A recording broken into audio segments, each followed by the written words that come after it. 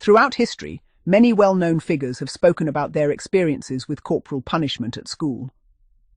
These stories not only shed light on the educational practices of the past, but also offer a glimpse into how such experiences shaped their personalities and perspectives later in life. Let's explore some of these accounts in more detail, reflecting on both the context and the impact of these disciplinary measures.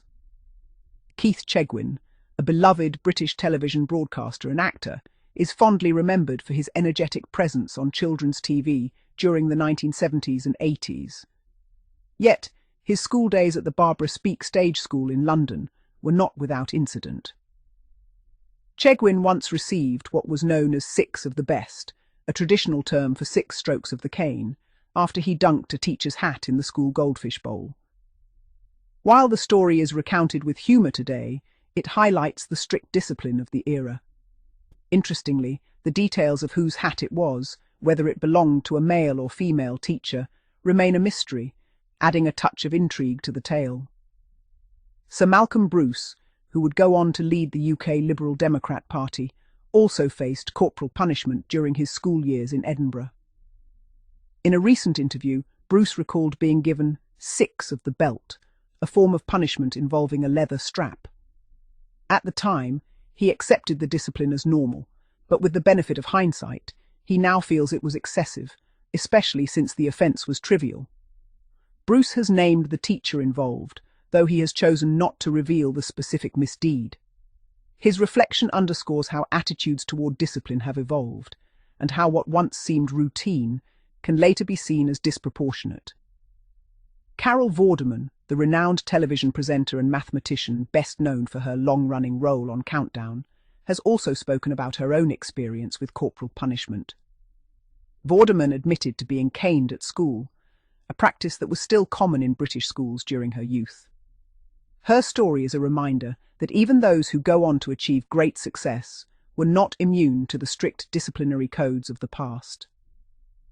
Faith Brown, a popular comedian and impressionist, shared a particularly vivid memory from her school days. She was caught mimicking a teacher, a testament to her early talent for impressions, and as a result received 6 strokes on her bottom. Brown recalls herself at the time as a lovely blonde-haired lady, and while she can now laugh about the incident, it clearly left a lasting impression. She attended St Francis de Sales School in Walton, where such punishments were part of the school culture. James Callaghan, who served as Prime Minister of the United Kingdom from 1976 to 1979, also experienced corporal punishment during his education at Portsmouth Northern Secondary School.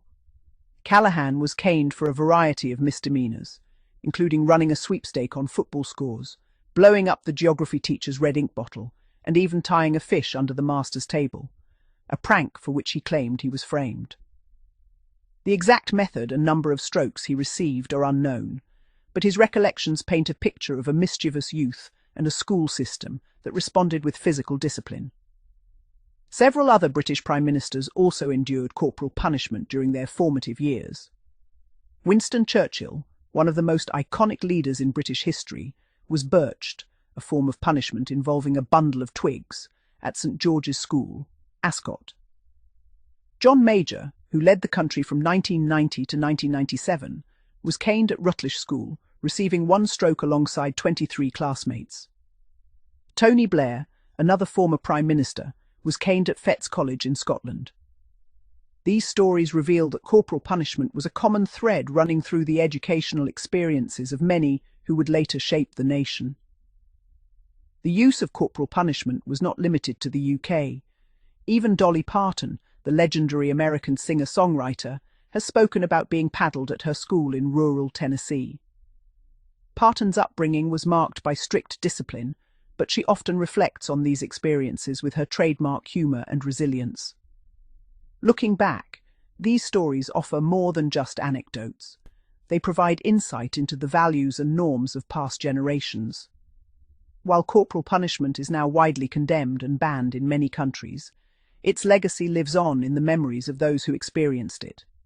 For some, it was a formative lesson in authority and consequence.